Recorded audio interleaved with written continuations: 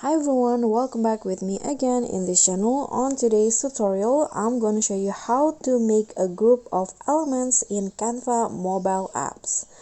So here I've already opened a design on Canva, and to select elements and create a group, here's what you need to do. So first, click on the first element that you want to include into the group. Just long press on it, and now click on select multiple in the bottom.